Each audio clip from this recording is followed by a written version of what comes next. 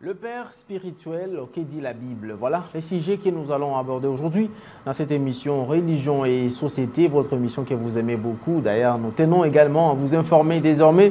Suivez-nous chaque dimanche à partir de 21h30, un nouveau programme qui nous a été donné et toujours la rediffusion lundi à 7h10 pour ne rien rater de cette émission Religion et Société. Alors, nous sommes qu'au début parce que vous n'avez pas encore raté quelque chose. Nous parlerons de ces sujets, le Père spirituel. Ces sujets posent beaucoup de questions et suscitent le débat dans l'Église Corps du Christ et surtout en République démocratique du Congo où plusieurs pasteurs se divergent par rapport à ces sujets et d'autres prennent parti pour ceux-là qui soutiennent qu'il existe un Père spirituel et d'autres par contre disent qu'il n'y a pas de Père spirituel. Alors, toutes ces questions concernant l'existence d'un Père spirituel, que dit la Bible, nous allons le retrouver ici sur ce plateau avec notre invité Landry Jubikilaï, le pasteur Landry Jubikilaï qui est déjà avec nous. Nous allons commencer cette émission juste après ceci.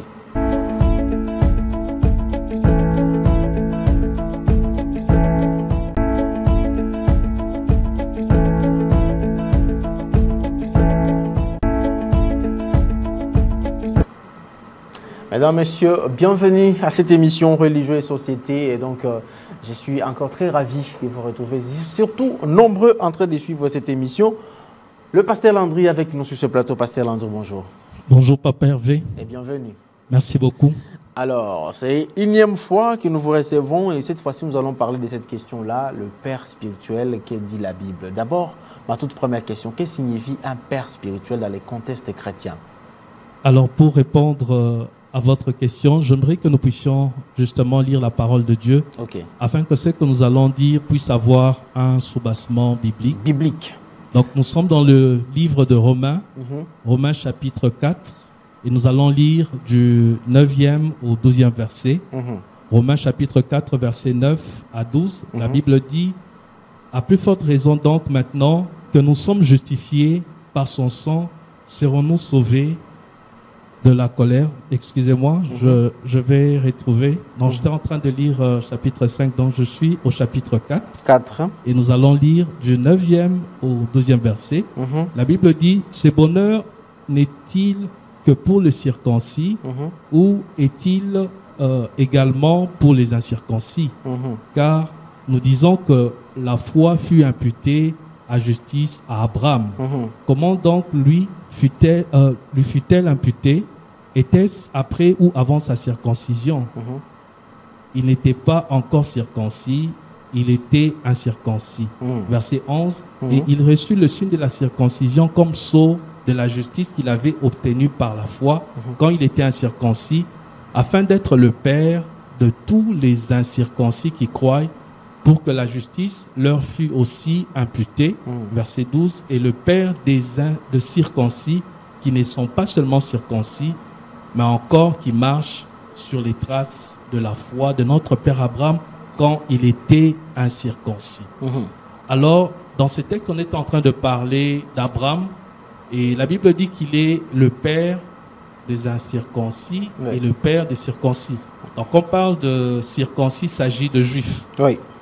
Donc, il est le père biologique ou l'ancêtre biologique de juifs, mais il est aussi, dans le même texte, le père des incirconcis.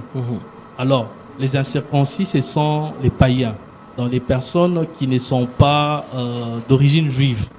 Et comment est-ce que Abraham devient le père des incirconcis? C'est lorsque les incirconcis ou les païens croient en Jésus-Christ.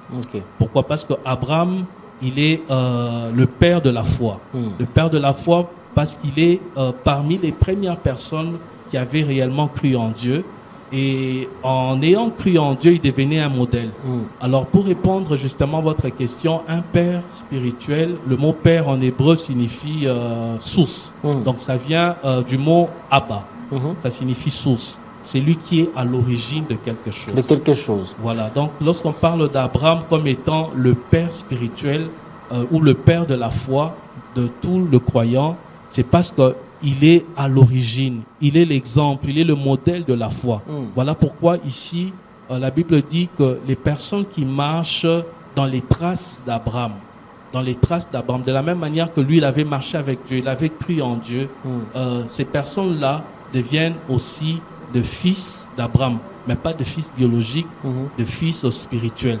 Donc à partir de ce texte, nous comprenons qu'il existe le père biologique et le père spirituel. Alors, donc nous ne sommes pas des fils biologiques d'Abraham, mais nous sommes des fils spirituels d'Abraham parce que nous avons cru en Jésus-Christ. Là, c'est dans Romains, c'est Paul qui parle. Oui. Mais parlons du maître. Le maître de Paul, c'est Jésus-Christ qui parle dans Matthieu 23, verset 9. « N'appelez personne sur la terre votre Père, si ce n'est que le Père céleste. » Il y a une contradiction quand on sait. Non, il n'y a pas de contradiction. Donc, vous avez cité le texte de Matthieu chapitre 23. Le verset 9. Avant de lire le verset 9, il faudrait lire aussi le verset 7, le verset 8, même le premier verset. Je ne sais pas si vous avez le texte avec vous. Alors, le premier verset, « Alors Jésus parlant à la foule et à ses disciples dit, au verset D, le disciple, le scribe et le pharisien sont assis dans la chaire de Moïse. Faites donc observer tout ce qu'ils vous disent, même n'agissez pas selon leurs œuvres, car ils disent et ne font pas. Ils lient des fardeaux pesants et le mettent sur les épaules des hommes, mais ils ne veulent pas le remuer du doigt. Ils font toutes leurs actions pour être vus des hommes. Ainsi, ils portent des larges phylactères et ils ont les longues franges à leurs vêtements. Ils aiment la première place dans le festin et le premier siège dans le synagogue. Ils aiment être salués dans le place publique et à être appelés par les hommes Rabbi, Rabbi. Au verset 8, il est dit, « Mais vous ne vous faites pas appeler Rabbi, car un seul votre maître, et vous êtes tous frères. » Et lorsqu'on va arriver au verset 9, où nous avons dit, « Et n'appelez personne sur la terre votre Père, car un seul est votre Père, c'est lui qui est dans les cieux. » Amen. Donc, j'aimerais déjà dire que la parole de Dieu ne se contredit pas. Okay. Donc, à chaque fois qu'on a l'impression qu'il y a contradiction, c'est nous qui n'avons pas bien compris le texte. Aha. Et raison pour laquelle j'ai voulu qu'on puisse lire le texte dès le début. Dès le début. Et justement, en lisant au premier, deuxième verset, nous voyons qu'on est en train de parler de scribes et des pharisiens. Donc, Jésus était en train de s'attaquer aux scribes et aux pharisiens qui ne jouaient pas le rôle de père spirituel comme cela se devait. Okay. Donc, il était en train justement de fustiger cet abus de pouvoir qu'avaient les scribes et les pharisiens. Voilà pourquoi il dit que eux ils aiment qu'on les appelle rabbi, mais vous, ne vous faites pas appeler rabbi. Donc, ça veut dire qu'il s'est référé aux pharisiens. En d'autres termes, le Seigneur est contre justement l'abus de l'autorité spirituelle. Parce qu'il y a certains hommes de Dieu qui en abusent. Alors, pour ces personnes-là, Dieu ne les considère pas comme des maîtres, pas comme des pères spirituels. Pourquoi? Parce qu'ils abusent de leur autorité et certains n'ont même pas été mandatés par Dieu. Voilà. Alors, comment alors, parce que quelqu'un peut abuser de son autorité, comment qualifier une personne? C'est vrai, peut-être que vous êtes issu spirituellement, vous avez tiré vos sources par lui, mais aujourd'hui, ce n'est pas quelqu'un qui honore encore Dieu. Continuerez-vous à l'appeler le Père spirituel? En fait, dans le livre de Jérémie chapitre 23, la Bible parle justement de ce cas de figure. Il y a des pasteurs qui n'épaissent pas les troupeaux du Seigneur comme il se doit. Le Seigneur dit qu'il va retirer ses troupeaux d'entre les mains de ses pasteurs et il va établir les autres bergers à la tête de ces brebis. Donc, à chaque fois qu'un homme de Dieu ne remplit pas bien sa fonction, parce qu'il y en a qui avaient bien commencé, qui se sont égarés, le Seigneur, tellement qu'il aime les brebis, des fois, il permettra que ces brebis quittent l'église et il va les rediriger vers un autre berger qui va prendre soin de ces brebis. Mais une brebis ne peut pas rester sans couverture spirituelle ou sans autorité spirituelle. Donc, lorsque dans votre église, il y a un abus, et que vous avez vraiment la conviction de Dieu que vous devez quitter parce que le pasteur est maintenant dans les fausses doctrines, le pasteur vit dans le péché, dans la compromission, vous pouvez quitter, mais prier que le Seigneur vous oriente vers un autre berger, un autre père spirituel, parce qu'il n'y a pas que de faux pasteurs, il y a aussi de vrais pasteurs. Alors revenons un peu sur la définition de ces mots. Y a-t-il une différence entre père spirituel, mentor, un pasteur? Père spirituel, mentor et pasteur. Oui, pour faire ces différences, nous pouvons lire la parole de Dieu dans 1 Corinthiens chapitre 4, le verset 15, où l'apôtre Paul est en train de dire que même si vous avez 10 000 maîtres, ben, vous n'avez qu'un seul Père. Je suis le Père qui vous a engendré à travers l'Évangile. Donc, il s'adressait aux chrétiens de Corinthe. Donc, il pouvait avoir plusieurs maîtres, 10 000 maîtres, même plus. Donc, le maître, c'est le mentor. Le maître, c'est le mentor. Et un mentor, c'est un enseignant. C'est quelqu'un qui a la connaissance dans un domaine. Donc, un enfant de Dieu peut avoir plusieurs mentors. C'est-à-dire, dans le domaine, par exemple, de la délivrance, tu peux suivre un homme de Dieu qui a l'expérience. Mais ça ne signifie pas que cet homme de Dieu est ton père spirituel. C'est ton mentor. Tu peux lire ses livres. Quelqu'un à qui Dieu a fait la grâce d'opérer dans les dons de guérison. Il peut être ton mentor dans ce domaine-là si tu as aussi cet appel. Mais ça ne signifie pas qu'il est ton père spirituel. Donc le mentor, c'est juste un enseignant que tu peux suivre sur Internet, à travers le livre. Mais le père spirituel, l'apôtre Paul dit, même si vous avez plusieurs maîtres, vous pouvez avoir 10 000 maîtres, vous n'avez qu'un seul père. Donc ça veut dire qu'on n'a pas plusieurs pères spirituels. Donc on n'a qu'un seul père spirituel, mais on peut avoir plusieurs maîtres ou plusieurs mentors. Et en parlant justement de pères spirituels, il y a différentes sortes de pères spirituels. Donc il y a premièrement la personne qui vous a amené au Seigneur. Donc il est pasteur, mais à travers ce même pasteur, tu as connu le Seigneur. Donc il est ton père spirituel, mais il t'a aussi amené dans la foi. Et le deuxième cas de figure, c'est l'exemple des personnes qui ne se sont pas converties dans cette église-là. Ils étaient déjà chrétiens, mais ils sont venus prier par après dans l'église. Donc lorsque tu pries dans une église, le pasteur principal de l'église est d'office le père spirituel, ton père spirituel. Et tu peux aussi, si tu es appelé au ministère, apprendre au pied de ce pasteur. Donc il est ton père spirituel parce que tu as appris à ses pieds. C'est comme Élisée qui a appris au pied d'Élie avant de devenir aussi un grand prophète. C'est comme Josué qui va apprendre au pied de Moïse pour devenir aussi un grand leader en Israël. Et Dieu passe justement à travers le père spirituel pour former les serviteurs, pour que les serviteurs soient bien encadrés. Et ensuite, il y a aussi des personnes qui sont déjà serviteurs de Dieu, mais Dieu les envoie vers un père spirituel. Donc, quelqu'un qui doit avoir une autorité sur sa vie. Donc, un père spirituel, c'est quelqu'un qui a l'autorité spirituelle sur ta vie. C'est quelqu'un qui a un mot à dire sur ta vie. C'est comme un enfant à la maison. Si l'enfant sait que papa est là, que maman est là, il y a des choses que l'enfant ne fera pas. Mais dans une maison où il n'y a pas d'autorité parentale, les enfants font ce qu'ils veulent. Et dans les choses de Dieu, justement, Dieu établit des pères pour qu'ils soient des repères afin qu'il n'y ait pas de l'anarchie dans le corps de Christ. Donc, même lorsqu'on est pasteur, on doit se soumettre à quelqu'un qui a un droit de regard sur tout ce que nous faisons. Pourquoi? Parce que nous sommes des humains. Supposons que vous êtes pasteur titulaire et que vous méconduisez. Qui viendra vous parler? Qui viendra vous mettre sous discipline si vous n'avez pas de père?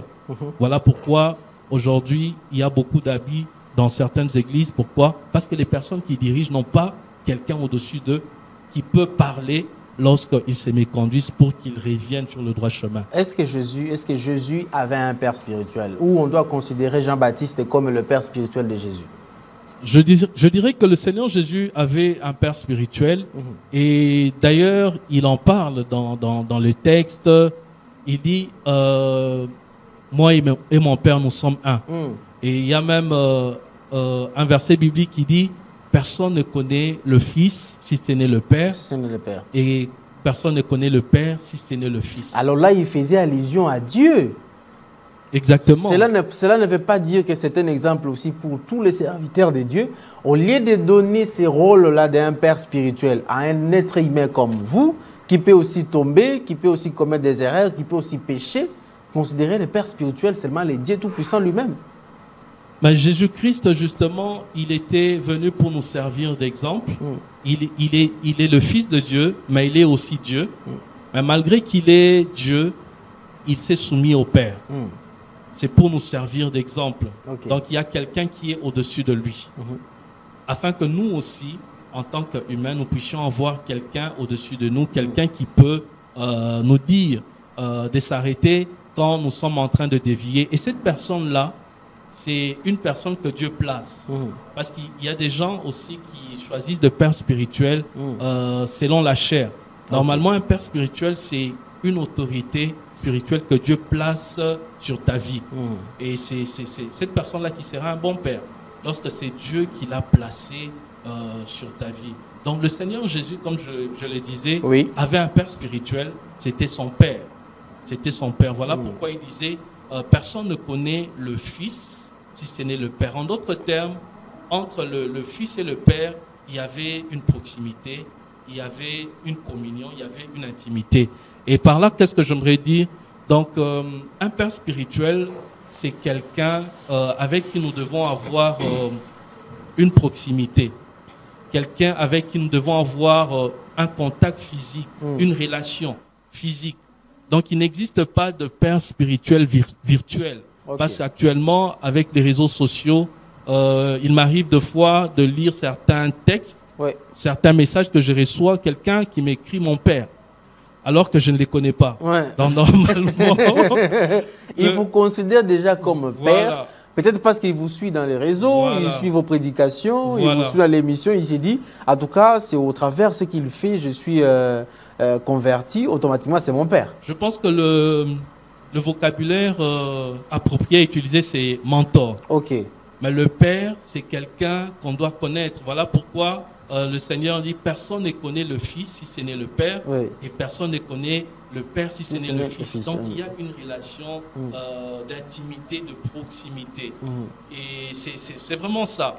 Mais ça peut aussi commencer à travers les réseaux sociaux, c'est-à-dire vous suivez un homme de Dieu de loin. Mais si c'est vraiment lui votre père spirituel, vous devez vous rapprocher. Pour que soit il prie pour vous, il vous impose les mains, qu'il vous donne un conseil. Il faut qu'il y ait un contact physique.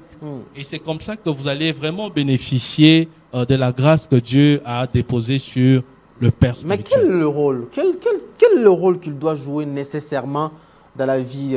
D'abord, avant de répondre sur le rôle, vous avez un père spirituel, pasteur Landry? Oui. Exactement. C'est qui le père spirituel? J'ai un père spirituel. Alors, mon père spirituel, c'est le bishop Jean Chitea. Il est pasteur de l'église La Nouvelle Jérusalem, j'allais dire à Liège, et qui fait partie de la communauté Église de Dieu en Belgique. Donc, il est l'évêque national de l'Église de Dieu en Belgique. Donc, c'est lui mon père spirituel. Alors, il a quel rôle? Parce que là, vous ne vous voyez pas. Vous n'êtes pas chaque jour ensemble. Exactement. Alors, le rôle qu'il doit jouer maintenant dans votre vie, c'est quoi le rôle? Et je l'appelle père spirituel, pourquoi? Ce n'est pas que je me suis converti à travers lui, mais lorsque j'étais déjà chrétien, j'avais déjà l'appel de Dieu, mais c'est vers lui que Dieu m'avait envoyé pour que je sois formé dans le ministère, de manière pratique. Alors, j'étais en train de servir Dieu à ses pieds, et c'est comme ça que je le considère comme étant mon père. Et l'année passée, j'étais en Belgique et j'ai aussi été là-bas et on a parlé. Donc, il y a un contact. C'est-à-dire que c'est pas quelqu'un que je n'ai jamais vu. C'est quelqu'un que je connais, c'est quelqu'un qui me connaît. Contrairement à ceux qui ont de fils spirituels virtuels ou des pères spirituels virtuels, des personnes qui n'ont jamais vu. C'est au fait ça le problème. Est-ce qu'un chrétien, un fidèle simple dans l'église, peut-il considérer son pasteur comme son père spirituel ou considérer celui qui l'a aidé à se convertir comme étant père spirituel? Sinon, on risquera aussi de chercher des mères spirituelles dans ces cas-là. Alors, comme je disais, il y a plusieurs sortes de pères spirituels. Il y a d'abord la personne, le pasteur qui vous a amené en Christ. Donc, vous vous convertissez, vous priez dans la même église. Donc, il est en même temps celui qui vous a amené dans la foi et en même temps votre père spirituel. Mais la personne qui vous conduit dans le Seigneur n'est pas forcément votre père spirituel. C'est juste un canal par lequel Dieu est passé pour vous amener dans la foi. Mais maintenant, il peut être, comment je dirais, un simple chrétien, pas forcément quelqu'un qui est appelé aux 5 ministères. Mais une fois que vous vous êtes converti, vous devez maintenant aller dans une église où vous serez nourri par un père spirituel. Donc un père spirituel, c'est ce pasteur-là qui veille sur votre âme et qui vous nourrit à travers la parole de Dieu. Donc, lorsque vous priez dans une église, le pasteur principal de cette église, c'est votre père spirituel. Et comme je disais qu'il y a plusieurs sortes de pères, il y a aussi des pères au niveau d'une communauté. Nous donnons l'exemple de l'apôtre Paul dans 1 Corinthiens chapitre 4, verset 15, lorsqu'il dit, même si vous avez, vous pouvez avoir 10 000 maîtres, mais vous n'avez qu'un seul père. Donc, je suis celui qui vous a engendré à travers l'évangile. Il s'adressait aux chrétiens de Corinthe. Mais Paul n'était pas que père pour l'église de Corinthe. Il était aussi père pour l'église d'Éphèse et pour les différentes églises qu'il avait bâties. Donc, lorsque quelqu'un a été utilisé par Dieu pour commencer des églises dans une communauté, il est père pour cette communauté. Donc, on peut être père dans une église locale, on peut aussi être père dans une communauté des églises. On peut aussi être père dans une ville. Voilà pourquoi la Bible dit dans le livre d'Apocalypse, écrit à l'ange de l'église d'Éphèse. Et lorsqu'on parle de l'ange de l'église d'Éphèse, il s'agit du pasteur que Dieu avait établi comme père, comme autorité spirituelle dans la ville d'Éphèse. Mais dans cette ville, il n'y avait pas qu'une seule église. Il y avait plusieurs églises, mais il y avait quelqu'un que Dieu avait établi comme autorité. Donc, il y a des pasteurs qui sont de pères dans la ville de Kinshasa. Dieu peut aussi établir des personnes pères, même au niveau continental, comme Jean. L'apôtre Jean écrit à l'ange qui est à l'église d'Éphèse. C'est-à-dire, Jean a une autorité spirituelle sur ces différents pasteurs qui sont à Éphèse, qui sont à Philadelphie. Donc, ça veut dire que Jean avait une autorité sur la région ou la sous-région, l'Asie mineure. Donc, il y a des gens que Dieu a établis comme pères en Afrique. Il y a des gens que Dieu a établis comme pères dans le monde. Ok, touchons quand même, parce que ça peut être dans le monde, en Afrique, au Congo aussi, il peut y avoir aussi des pères spirituels. Mais il y a un serviteur de Dieu, il s'appelle l'évangéliste Roger Baka, à qui nous saluons. D'ailleurs, nous aimerions le recevoir dans cette émission Religion et Société, et si possible à parler soit des mêmes sujets, soit d'autres choses. Lui, par contre, il dit, niet, il n'y a pas de père spirituel. Il n'y a que des personnes, canal, par lesquelles vous reconnaissez Dieu, vous arrivez à être enfant de Dieu. C'est tout, il n'y a pas question, c'est mon père spirituel, tout ça. Il a même évoqué des éléments tels que ces pères spirituels que je peux commencer à me taper la poitrine du père spirituel. Imaginez que c'est votre père spirituel qui est le pasteur Denis Lessi. Avec tout ce que nous le connaissons aujourd'hui, qu'il est votre père spirituel. Serez-vous fier de dire que non, en tout cas, c'est mon père spirituel? Alors, j'aimerais aussi saluer l'évangéliste Roger Baka. Et nous l'avons connu à travers la chaîne RTAE lorsqu'il était en train d'animer les films nigérians. Donc, c'est à travers l'évangéliste Sonny Kafuta qu'on l'a connu. Alors, moi, je peux... Donc, par ricochet, c'est son père spirituel. On peut aussi dire ça. Dans un certain degré. Donc, c'est quelqu'un qui nous a permis à le connaître. Donc Dieu est passé à travers l'évangéliste Sonny Kafuta pour qu'on connaisse l'évangéliste Roger Baka. Donc parce que le Père c'est la source. Donc c'est le canal que Dieu utilise pour que tu sois connu, pour que tu sois béni. Donc nous pouvons dire que l'évangéliste Sonny Kafuta c'est son père spirituel. Bah maintenant si aujourd'hui il dit qu'il n'a pas de père, ne faut appeler personne père, c'est son opinion que je ne partage pas. Et souvent, il s'appuie sur le passage que vous avez cité, évoqué, de Matthieu chapitre 23, verset 9, où la Bible dit « N'appelez personne père ». Ben, souvent, on oublie aussi que le verset dit « N'appelez personne père sur la terre ». Donc, ça veut dire, si nous devons tenir compte de ce passage-là, que même lorsque vous appelez votre père biologique père, vous êtes dans le faux. Vous êtes dans le faux. Voilà pourquoi, quand vous voulez interpréter la parole de Dieu, mon père, on doit utiliser mon papa. Voilà pourquoi, lorsque vous voulez interpréter la parole de Dieu, il faut vraiment bien l'analyser. Donc, le Seigneur dit, n'appelez personne père sur la terre.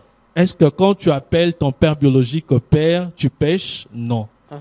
Voilà pourquoi je disais qu'il fallait tenir compte du contexte. Et le Seigneur, en parlant de cela, il s'adressait aux pharisiens. Donc, il disait que les pharisiens, les scribes, ne méritaient pas d'être appelés pères. Mais il existe des pères spirituels et Paul était un père spirituel pour l'église des Corinthes et pour les églises qu'il avait bâties. Et puis, comme je l'ai dit au début, Abraham, c'est notre père spirituel à tous. Donc même l'évangéliste Roger Bakakini, qu'il existe des pères spirituels, mais la Bible dit que Abraham, il est le père des incirconcis ou des païens. Donc si il est païen, il est issu d'une nation païenne, il a un père appelé Abraham. Alors comment reconnaître un vrai père spirituel? Est-ce que aussi, j'ajoute la question, est-ce qu'il y a aussi le mécanisme de choix? On doit faire un choix pour un père spirituel ou non simplement parce qu'on doit attendre juste la voix de Dieu, que Dieu m'envoie chez un père spirituel? Comment d'abord reconnaître un vrai père et on doit les avoir comment? Par un choix ou par une recommandation divine? Alors lorsqu'on est un chrétien, on vient de naître de nouveau, on est un chrétien sincère, on se laisse conduire par l'Esprit, on prie, le Seigneur peut nous orienter.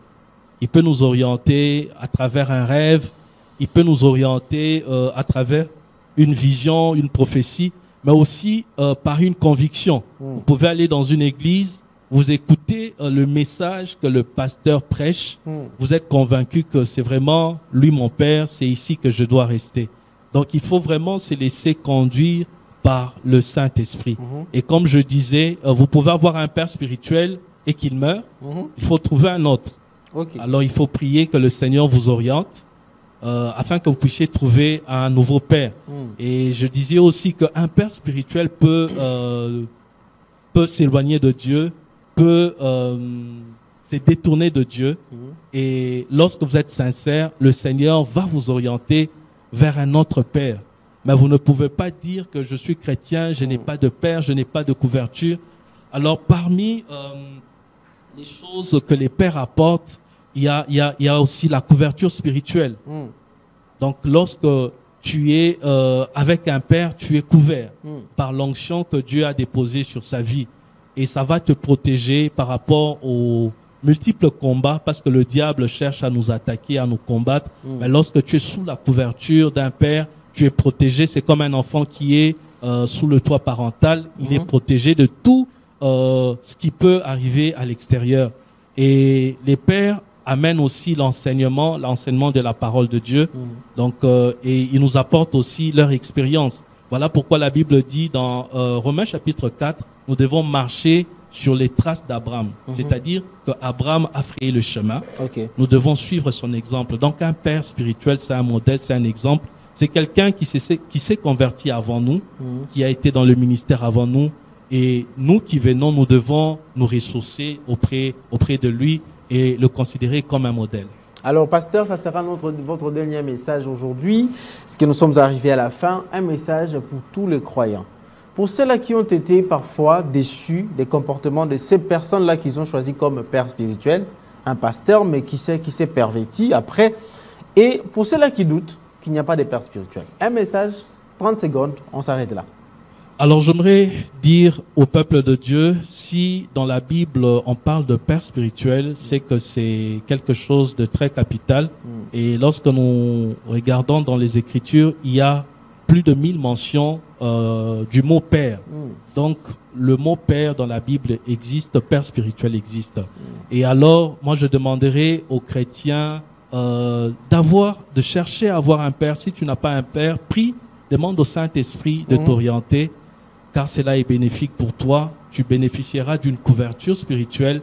Et lorsque tu vas dévier, le Père peut parler pour te remettre sur le droit chemin. C'est vrai qu'il y a des faux prophètes, de faux pasteurs, mais il y a aussi de vrais. Merci. Merci beaucoup. Merci beaucoup, Pasteur Landry, et merci à vous tous, chers téléspectateurs, de suivre cette émission. En tout cas, le numéro est encore affiché là sur votre barre de l'écran. Appelez, écrivez-nous, même sur WhatsApp, même par appel normal, même le média SMS normal. Nous allons vous répondre aussi. Nous allons vous mettre en contact avec le pasteur Landry Djubikilaye. Mais cette émission, vous allez encore le retrouver sur YouTube. Et donc, vous allez le retrouver juste après ces moments ici, vous allez retrouver cette émission sur YouTube. Merci beaucoup, pasteur Landry, d'être là. Merci, Papa Hervé. Merci à vous. Merci à Justement Vouba, Junior Bemba, Richard Vudi, César Bassaï. Merci également à Jonas Minga.